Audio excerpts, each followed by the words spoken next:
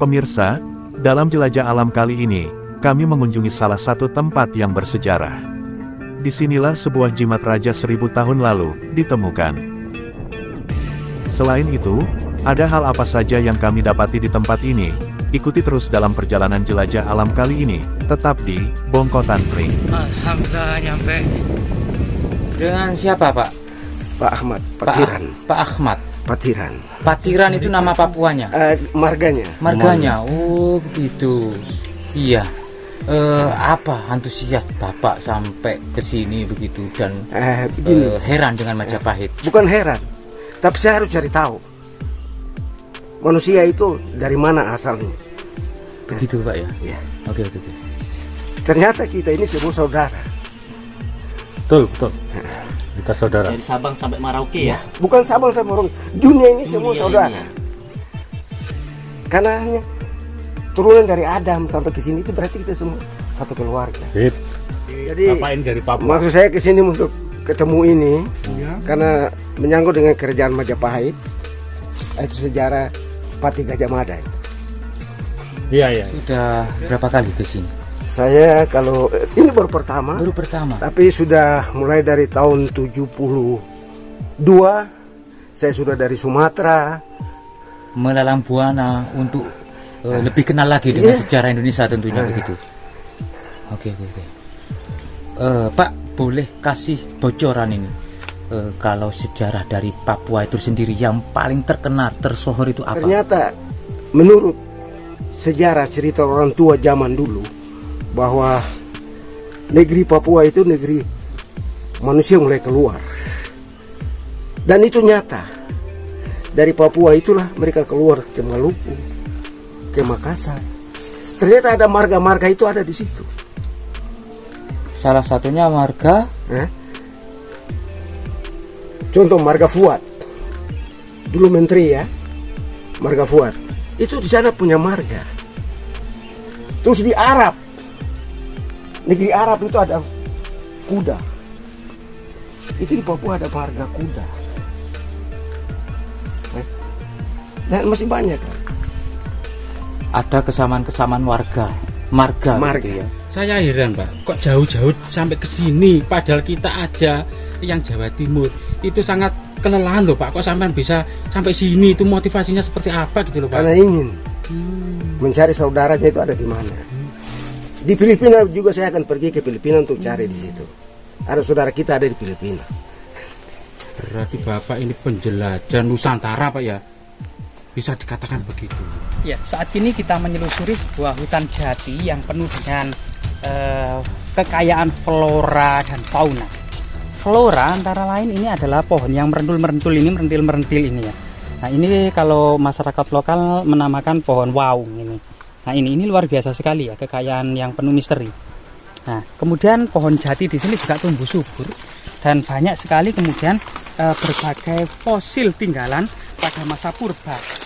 Diduga memang dataran ini memang terjadi merupakan pengangkatan laut ya, pengangkatan dasar laut atau koral dasar laut sekitar zaman Miosin atau 23 tahun silam. Kemudian pada munculnya mamalia besar sekitar tahun 2 juta tahun silam gitu ya, sampai kemudian punah mamalia besar itu sekitar tahun 12.000 sebelum Masehi ya, atau sekitar 13.000 yang lalu. Ini mamalia besar mengalami kepunahan karena memang batuan kapur atau koral gitu ya, sehingga banyak fosil-fosil yang kemudian tidak hancur. Sebagaimana jika kemudian misalnya seperti ini ya, tulang-tulang ini jika kemudian berada di tanah aluvial atau tanah lempung gitu ya, atau tanah berhumus, maka ini akan membusuk, kemudian melapuk dan kemudian hancur menjadi sebuah semacam tertinggal beberapa serbuk menjadi serbuk kalsium atau fosfor atau kalsium. Sedangkan kemudian kalau di dataran berkapur seperti ini, fosil atau kemudian sisa-sisa tulang-tulang purba ini terisi dengan mineral-mineral kapur gitu ya, sehingga kemudian menjadi batu, semacam batu fosil ya, sehingga sumsum tulangnya ini kemudian membentuk kristal-kristal. Sedangkan tulangnya ini yang misalnya kalsium ini menjadi batu, jadi menjadi batu. Bahkan di area ini itu ada situs dinamakan dengan situs Balung Buto. Situs Balung Buto itu sebenarnya adalah merupakan fosil-fosil, kemungkinan itu adalah fosil mamut gitu ya, atau gajah purba yang membatu, sehingga masyarakat menamai Balung Buto atau belungnya atau tulangnya buto. Selain di tumpukan batu ini ya, nah ini ada kadal ini keturunan dinosaurus ya, tapi kadal kecil ini warnanya itu beda antara tekek sama kadal ya, tapi kadal yang luar biasa sekali ini kadal yang langka. Itu biasanya kadal kan coklat, tapi ini kadal yang berbintik-bintik keemasan ini. Nah ini ya, dan agak jinak kadal ini ya. Selain kemudian berbagai tinggalan fosil masa Meosin, pengangkatan dasar laut, kemudian masa purba 2 juta tahun silam, perkembangan mamalia besar seperti mamut, badak purba, kerbau purba, sapi purba, maupun kemudian harimau bertaring belati juga.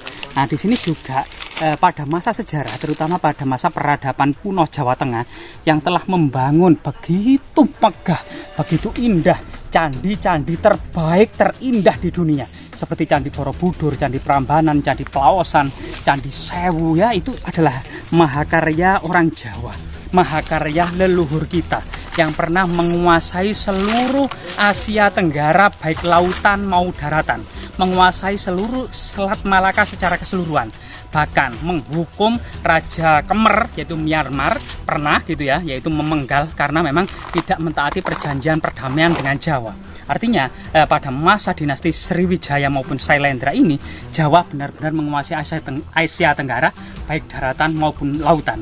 Bahkan dalam literatur sejarah dunia kita akan mendapati di abad ke-7 bahwasanya dunia hanya memiliki 3 negara adidaya saja, yaitu di sebelah barat ada Bani Umayyad, di Asia Selatan ada Sriwijaya, dan di Asia Timur ada dinasti Tang.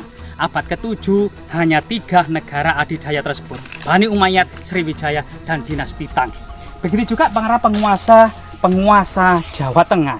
Nah di sini ternyata ada sebuah prasasti yang sangat luar biasa sekali.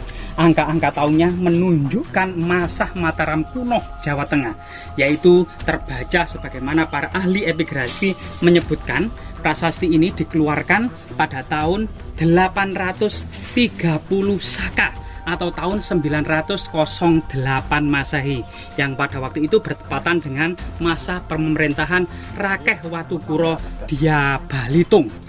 Nah ini potensi Jawa Timur dengan kemudian pantainya Supikurang atau kemudian Selat Madura saat ini, begitu juga kemudian lembah Sungai Bengawan Solo dan lembah Sungai Berantas menjadi pusat ekonomi internasional, perdagangan dan pelayaran di abad-abad ke-10 Masehi dan ke-11.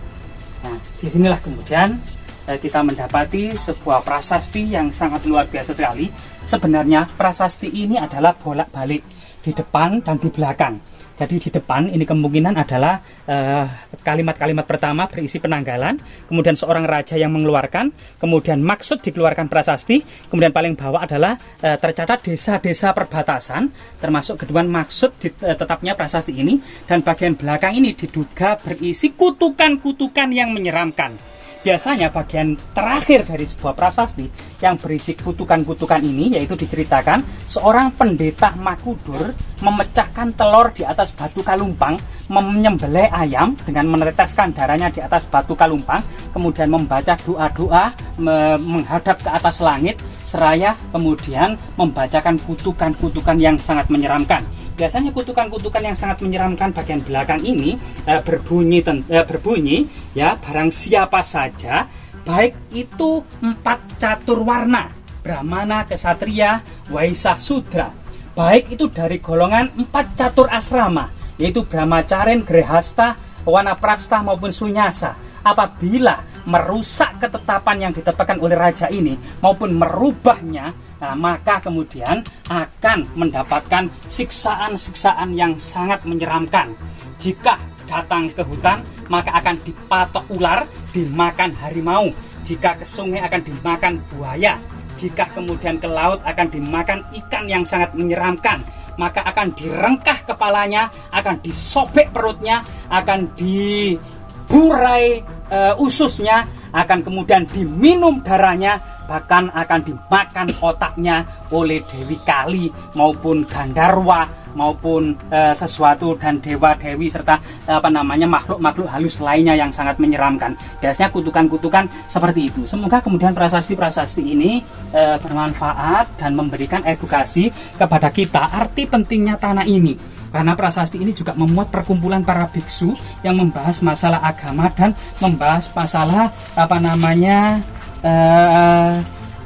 simah perdikan, diduga simah perdikan daerah ini yang ditetapkan kemungkinan kemudian masyarakatnya berjasa telah membantu Raja Rakewatupuro Dia Balitung, penguasa Jawa Tengah Mataram kuno, yang telah kemudian memiliki perhatian yang penuh tentang potensi yang ada di Jawa Timur ya. Jasmira, jangan sekali-kali melupakan sejarah.